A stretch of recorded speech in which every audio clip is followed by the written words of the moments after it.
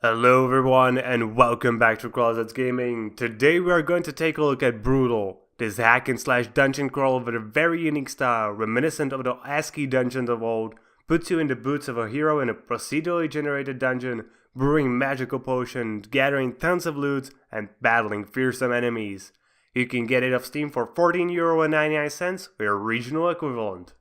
So BRUT L is a hack and slash game. That alone defines its basic mechanics. You go in, smack some monsters, gather loot, get better at smacking, and repeat this process until you reach the end of the level.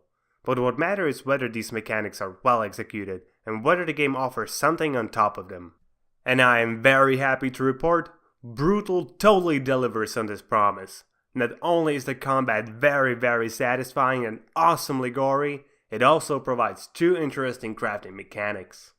But let's first talk about the combat itself. You attack using your left mouse click and you have a 3 attack combo. On your right click, you have your class's range attack, which ranges from a shield throw on a warrior up to a magic missile on the mage. On top of these two, you also have your Q ability, which depends on the weapon you are using at the moment and can be anything from a charging attack with a polearm to a spin attack with a sword. All of these together, combined with a very precise sense of where you are moving, contribute to a very nice, engaging, fast-paced and very fluid combat sense, making you feel like an absolute beast while blowing through your enemies. Other than slicing and dicing your enemies, you will be getting letters throughout the game. Yes, you heard right, letters. Based on the game's theme, everything is made of ASCII letters, and if you want to craft new equipment, you're gonna need them letters. The letters come in two basic varieties. White letters, which you use to forge your weapons, and colored letters, which are later used to enchant these weapons with. What I really liked is the huge variety in weapons available. As you progress, you'll find blueprints for these, and each of the weapons is gonna need certain letters to craft. If you're diligent and explore levels fully, you're certain to craft your first weapon while still being in the first level. On the other hand, while I do appreciate the enchanting system giving you a little bit more variety in your gameplay, the enchants themselves are not very creative, being the very traditional fire, frost, etc. The only enchant that I really liked was the arcane one, which had a chance to transform enemies on hit. Then we have the leveling mechanic. It isn't really complex, to be honest. You do have only a really clear-cut path to level your character. Not really a huge degree of choice here. But as I often mention, sometimes simplicity is the way to go. And there are also roguelike elements of the game.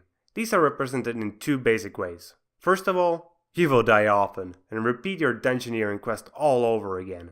Secondly, it is the collecting loot, but this part of the game probably won't surprise anyone. What I did find interesting is the hunger mechanic. Though I will also be honest, through my personal gameplay time, I never have found hunger to be an issue. I always had enough food to satisfy my character.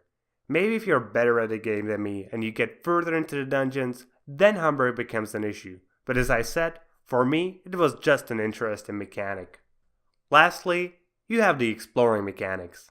As is the norm in both RPG and roguelike games, smash everything and take everything. Destroying stuff gives you experience, making you actually want to destroy everything, even things that will hurt you, because you really want to get to that another level, so you can become stronger. Otherwise, there is also treasure to be found. But you don't get to buy things with the gold. Instead, you have a chance to make an offering to the gods. Sometimes they will deem your tribute worthy and grant you their boon, but at other times, your offering will just be rejected. So as you probably guessed, I do really like the gameplay of the game. The combat feels just awesome, and I really enjoyed being gory. The exploration and crafting only add up that little bit of oomph. As you can see from the video in the background, the game looks just spectacular. Not in a sense that it has every newest technology at its disposal, but this game really is a case of choosing a great graphical style. The fact that it's somewhat retro, but without needing to go into the pixel look, just shows that if you are creative, you can make extraordinary things from really simple ingredients. Everything in game is created from very simple textures that have ASCII characters on top of them.